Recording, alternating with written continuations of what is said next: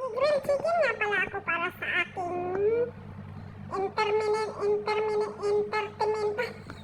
Hindi ko talaga mabigkas yung intermittent fasting diet.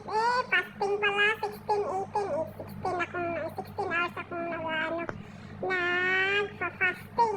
Malapit ng 12 o'clock, malapit na akong kakain. Naglagay lang ako dyan ng chicken breast, lagyan ko ng black pepper at saka onion powder. Pero konti lang yung onion powder nilalagay ko dyan. Yan lang nakakainin ko at saka yung brown rice. Ewan ko kung anong klaseng brown rice yun. Ang nakalagay kasi doon ay ano ba yung nakalagay doon? Hindi ko maintindihan. Made in Germany kasi yun eh. Kailangan talaga magda-diet. At ako'y overweight. Lagi ko talagang pinapaulit-ulit. Overweight talaga ako. Sobra. Ito yung pang-apat na pang-fasting. 16-8 ang fasting ko. 16 hours na hindi kakain. Tapos after niyan, 8 hours na naman. Ang kasunod, diba? Hinimas-himas ko lang yung chicken breast. Nilagyan ko lang yan ng pampalasa. Asin na nilalagay ko. At saka yung olive oil. Wala nang iba. Itong mga ginagawa ko, based lang to sa mga research ko sa Facebook, sa mga nagaganyan, low carb calorie, at saka sa mga umad. Ano ba yung tinaan? Di ko hindi naintindihan kung ano yung ibig sabihin. Basta. Ito na ang kinakain ko. Yun yung brown rice na organic pala siya. Organic. Tas 2 itlog. At saka boiled egg, lettuce, may carrot, may tomato. Yun lang talaga ang kakainin ko. Sa 16 hours, sana ako ay magre-reduce. Hindi ko pinangarap na papayat. I-reduce ko lang talaga yung timbang. At ako hirap na hirap.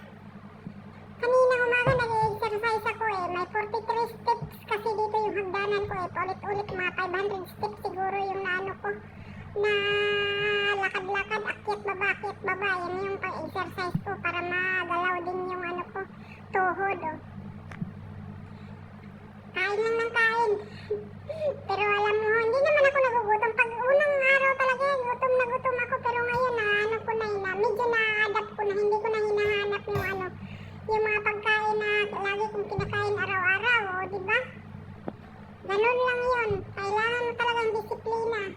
At saka magre-research kung paano, sa tamang paraan, para hindi naman mabibigla yung katawan mo at hindi ka naman ma-ulcer, hindi ka magkasakit. Yung tamang-tama, balance ba? Siguro sa ginagawa ko, hindi pa naman ako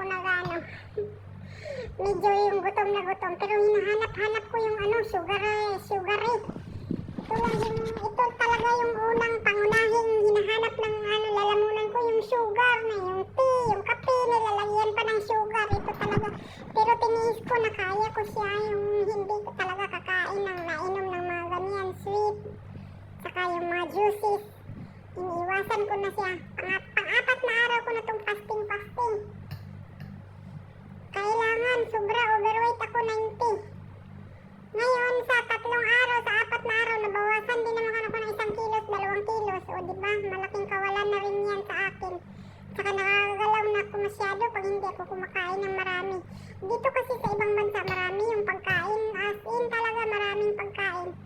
At saka itong mga ginagawa ko, pag low carb or pagda-diet or pagre-reduce ng timbang, hindi ko to binibili. Wala akong budget, wala akong perang nilalabas. Ito lang makikita sa kusina ng amo namin, lalo dito sa Middle East. Marami talagang marami kang pwedeng gawin sa mga pagkain nila na hindi na pwedeng tataba.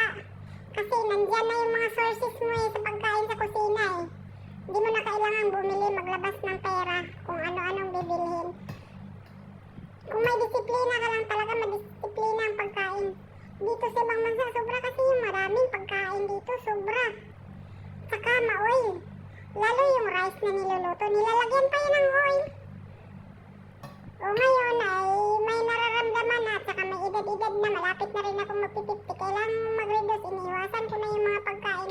Pero bago ako gumagawa ng mga ganyang hakbang, ako ay nagre-research muna sa mga experts sa YouTube, sa Facebook. Marami kasi sa Facebook, maraming nagaganyan. Calorie deficit, yung tawag nun, calorie deficit, yung tamang-tama lang ang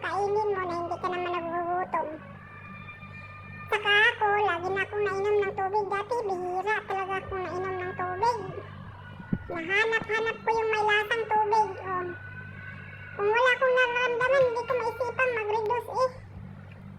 Lalo yung lalo yung mga gulay-gulay ay nagsawa ako sa kakain ng gulay, pero ngayon tiniis ko, kain talaga ako ng mga gulay. Mahirap na.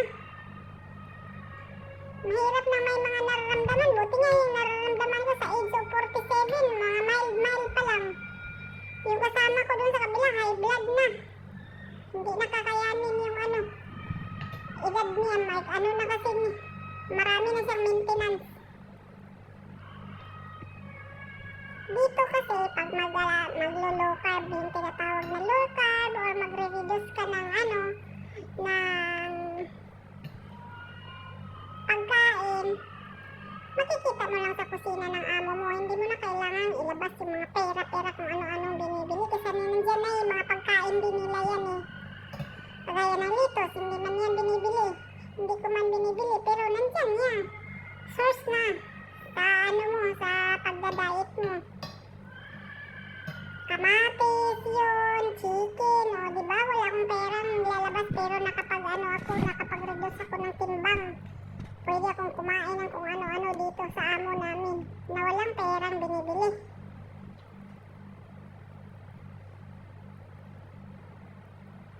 Dito kasi marami kang pwedeng pagpipilian. Tsaka yung mga sources ng pagkain nandyan na. Kasi yun yung pangunahing binibili din ni amo yung litos. Hindi yan mawawala kasi may rabbit pinapakain namin yung litos, carrot, yan, salata. Nagsasalad din yung rabbit namin.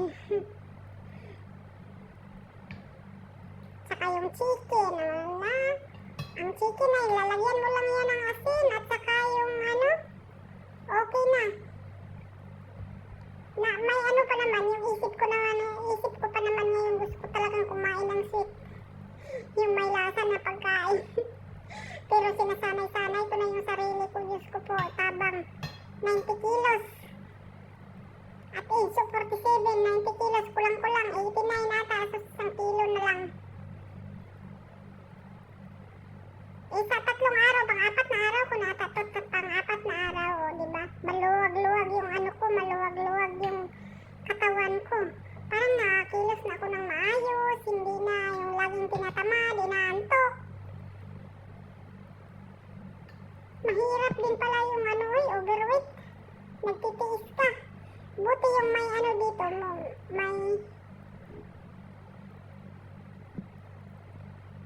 may brown rice yung amo namin, hindi naman kinakain na. Ako na lang naglalaga niyan nakalagay doon, naman. Wala naman siya kung ano-anong nilalagay. Ang calorie niya ay 135 lang naman. Tapos organic pa.